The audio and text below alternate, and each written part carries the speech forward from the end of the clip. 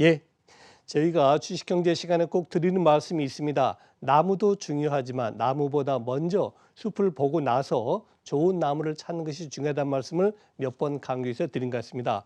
단기적인 시세에 너무 연연하다 보면은 우리 주변에서 정말 크게 움직이고 있는 경제 이슈를 놓칠 수가 있는데요. 오늘 주식경제에서는 그런 경제 이슈에 대해서 좀 더 깊이 있게 심층 분석을 하도록 하겠습니다.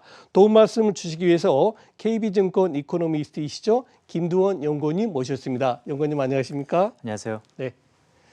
정말 주식시장이 참 뜨겁습니다. 미국 시장이 뭐 사상 최고점 경신했다는데 오늘 같은 경우 우리나라 정말 45포인트 정도 배당락을 바로 너끈히 극복하는 그런 강한 모습 보이고 있습니다. 혹시 최근에 그 코스피 상승 이런 국면 어떻게 보시는지 진단해 주시죠. 말씀 주셨던 것처럼 매우 좀 뜨겁다라는 표현을 할 정도로 우리 양시장의 지수가 상승폭이 꽤 크게 견고하게 흐르고 있습니다. 아무래도 포스트 코로나에 대한 기대감이 일부 작용하고 있다라고 개인적으로 보고 있고요. 올해가 이제 며칠 안 남았는데 이런 상승세가 크게 꺾일 것 같지는 않습니다. 하지만 네. 여러분들의 관심사는 결국 내년이겠죠.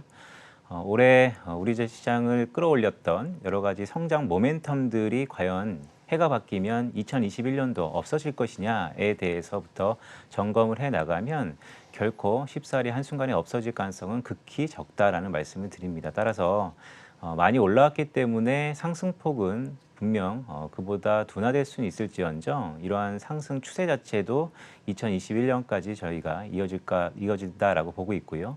시계를 조금 좁혀서 내년 상반기까지 이러한 강한 모멘텀, 견고한 모멘텀이 일부 상승 모멘텀을 더 극대화시킬 수 있는 모멘텀도 여지없이 있다라는 말씀을 드립니다.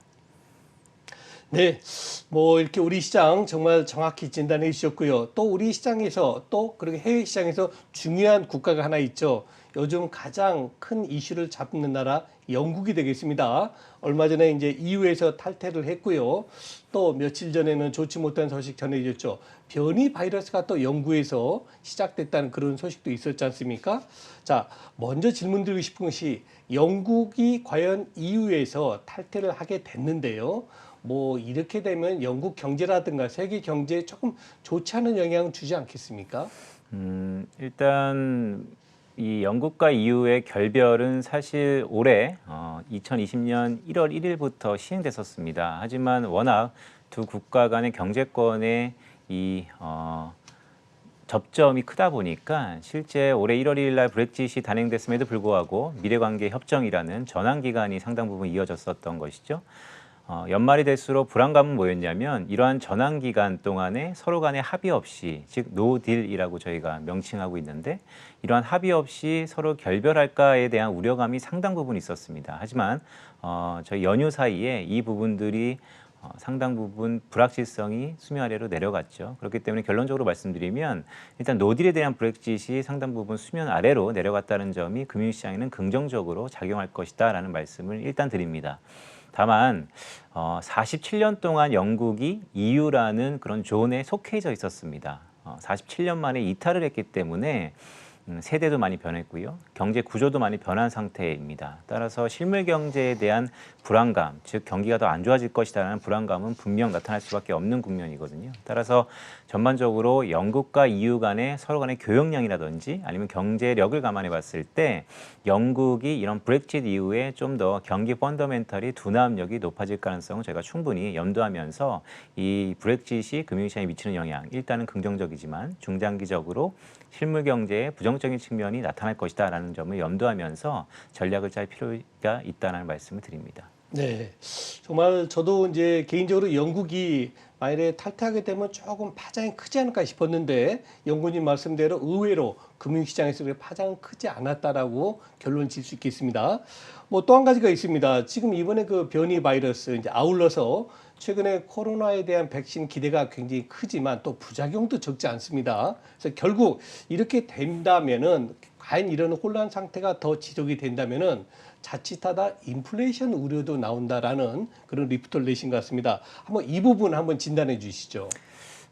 사실 지금은 영국발 코로나 변이 또한 한국에서의 코로나 신규 확진자 수가 1,000명을 넘었고 오히려 코로나19가 백신이라는 기대감이 나타났지만 재확산되는 거 아니냐라는 우려감도 높은 상황입니다. 좀 더 시계를 넓게 볼 필요가 있어 보입니다. 분명 2021년도 글로벌 경제는 회복의 방점이 있다라고 계속해서 말씀을 드리고 있습니다. 그렇게 보는 이유는 일단 코로나19를 벗어나는 가운데 주요국들이 꽤 과감한 정책 틀을 폈습니다. 이 부분들이 전반적으로 투자의 모멘텀을 일으킬 거다. 즉 내년도 경제를 끌어올리는 유인이 될 것이다라는 것에 큰 가정을 깔고 있고요. 그렇다 보면 경제가 살아난다는 것은 자연스럽게 따라오는 게 물가 상승에 대한 기대입니다. 따라서 인플레이션은 어쩌면 자연스러운 것이죠. 하지만 우리가 생각하는 그 인플레이션 경로가 있습니다. 올해 3월 달과 4월 달 넘어가면서 코로나 바이러스가 팬데믹화되면서 경기가, 즉 실물 경기가 크게 하락했었죠. 자, 그러다 보면 1년을 놓고 봤을 때 기저효과라는 게 있습니다. 2021년 2분기에는 이러한 올해 2분기가 워낙 저조했기 때문에 자연스럽게 있다라고 하더라도 기저효과로 2분기에는 물가가 꽤 크게 오를 수 있겠구나라는 게 우리 투자자들이 생각하고 있는 2021년도의 인플레이션의 경로라는 것이죠. 하지만 말씀드렸던 것처럼 코로나19 재확산 또한 백신이 우리가 생각한 것보다 좀 더 빨리 오면서 이러한 수요와 공급단의 수급의 논리가 잠시 꼬이고 있다라는 말씀을 드립니다. 원자재 가격이 생각보다 점핑, 즉 가격이 꽤 높게 오르고 있고요. 서비스업이라든지 아니면 제품단에서의 공급에 차질이 있다라는 거. 그렇다면 분명 이 부분들이 비용 상승을 이끌 수 있어서 저희가 생각했던 내년도의 큰 물가의 흐름, 즉 2분기까지는 기저효과로 물가가 상승하더라도 하반기는 다시 한번 안정적일 것이다라는 것이 투자자분들이 모두 깔고 있는 큰 경로인데 이 경로가 벗어날 가능성이 높아졌다라는 것이 인플레이션, 경기가 회복하는 국면에서 자연스럽게 따라오는 긍정적인 시그널도 있지만 오히려 하반기에 이러다가 물가가 더 높아지면 어떡하지? 라는 우려감도 높아진 상태다라는 말씀을 드립니다. 네, 아주 자세한 설명 정말 감사합니다. 또 우리 바로 이 옆에 이웃 국가죠. 중국입니다. 최근 들어서는 이제 미국은 조금 재정을 확장 정책으로 쓰고요. 중국은 통화 정책이 약간 있어서 긴축 정책으로 이제 펴고 있는 걸 우리가 많이 느끼고 있는데요. 뭐 그러다 보니까 주시장에서도 미국 시장은 연일 뭐 사상 최고치를 경신하는데 반해서 중국의 상해 지수나 심천 지수는 조금 주춤한 모습 보이고 있습니다. 지금 미국의 확장 정책 그리고 중국의 긴축 정책이 갖는 그 의미 그리고 어떤 것 때문에 그렇게 하는지 한번 진단 부탁드립니다. 그렇죠. 이제 정책, 두 나라의 정책을 말씀드리는데 앞서서 투자자분들이 그냥 시각적으로 받아들이는 것을 보면 환율입니다. 한쪽은 계속해서 완화적인 정책을 피고 있고 미국이죠. 한쪽은 계속해서 걷어들이는 긴축 정책을 피고 있다는 것이 지금 위안화의 강세 또한 달러의 약세가 가격 변수로 나타나고 있다라는 말씀을 드리고요.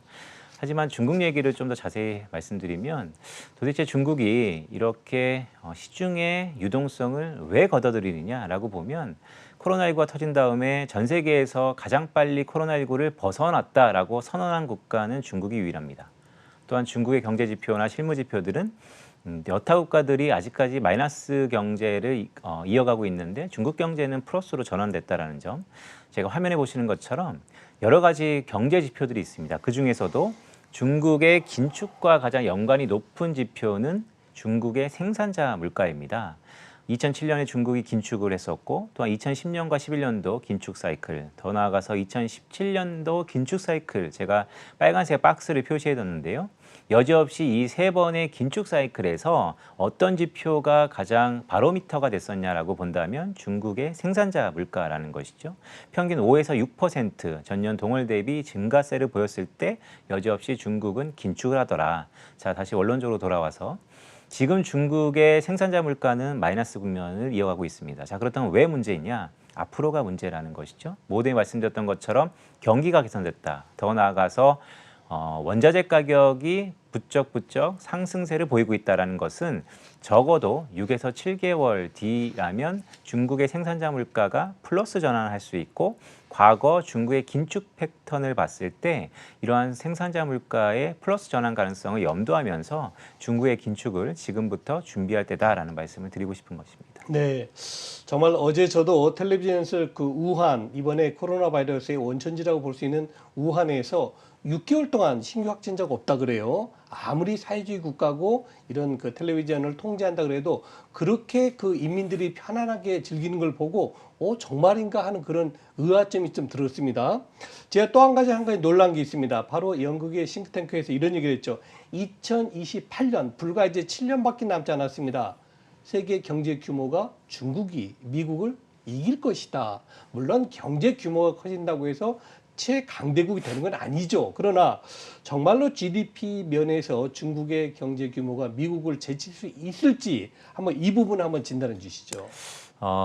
최근에 나타났던 미중 간의 패권 경쟁, 즉 글로벌 패권 경쟁과 연관되어 있는 얘기라고 저는 인식을 하고 있습니다. 물론 말씀 주셨던 것처럼 한 국가의 경제 규모가 한 국가를 넘어선다 그래서 패권국이 되는 것은 아니죠. 물론 가능성이 높아지는 것입니다. 역사가 있습니다. 19세기 후반 미국이 유럽의 국가들보다 GDP 규모가 넘어섰음에도 불구하고 실제 패권국으로 도달했다는 것은 20세기 와서입니다. 그런 것처럼 일부 시차는 있을 수 있겠습니다. 하지만 말씀드리고 싶은 것은 그만큼 중국 경제가 빠르게 성장할 수 있다는 거, 더 나아가서 이러한 패권 경쟁이 적어도 앞으로 10년 아니면 15년 더 나아가서 꽤 오랜 시간 미중 간의 패권 경쟁이 지속된다라는 것입니다. 패권 경쟁 2018년 2월부터 미국이 중국에 관세를 부과하면서 시작됐다라고 저희는 보고 있고요. 그렇다면 투자자들 분들께서도 많이 이제는 학습 효과가 있을 거라고 봅니다. 양 큰 국가가 서로 파이트, 즉 패권 경쟁을 하는 가운데 분명히 반사 수익을 받는 우리 기업들, 우리 산업들에 대해서 집중 투자를 할 시기가 내년에도 이어진다는 말씀을 드립니다. 네. 자, 이제 우리 시각을 조금 다른 곳으로 돌려보겠습니다. 세계 1위 국가죠. 미국입니다. 뭐 요즘 들어서 미국 증시에 대해서는 버블 논란도 있습니다. 그리고 오늘 아침에도 보니까 월가 전문가들은 지금은 미국 시장이 강세 보이고 있지만 신년도에는 결국 한 번 정도는 조정 보일 거로 이렇게 전망을 하고 있는 것 같습니다. 또 한 가지 있죠. 이제 1월 3일로 예정되어 있는 조지아주 상원 선거 결과 정말 블루 웨이브가 될 것이냐, 그렇지 않으면 상원만큼은 공화당이 상위에 올라올 것이냐, 이런 부분, 즉 미국 시장 전반적으로 한번 분석 부탁드립니다.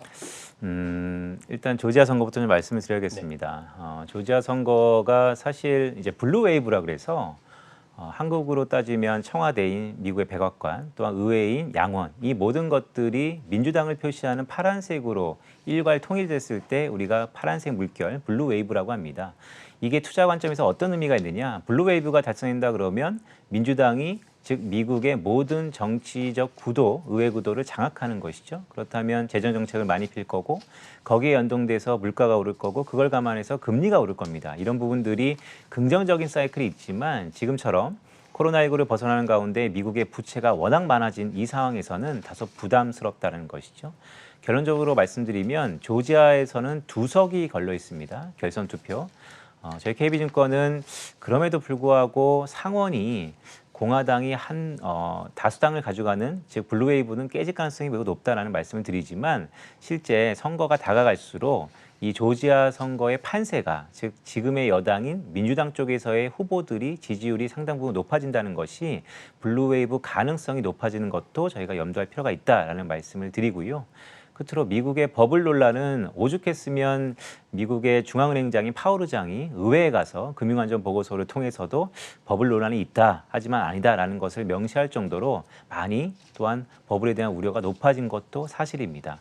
하지만 저희가 봤을 때는 2021년도도 역시 미국의 저금리 기조가 이어지는 한 이러한 버블에 대한 논란은 있을지언정 쉽사리 이러한 상승세가 꺾일 것 같지는 않다라는 기본 가정을 깔고 있다라는 말씀을 드립니다. 네, 지금까지 영국을 시작해서 중국도 갔고 미국도 갔습니다. 전 세계의 주요 국가들의 경제 이슈에 대해서 여러분들께 자세하게 설명을 드렸습니다. 지금까지 설명해 주신 분은 KB증권의 김두원 이코노미스트 연구원님이셨습니다. 연구원님 감사합니다. 고맙습니다.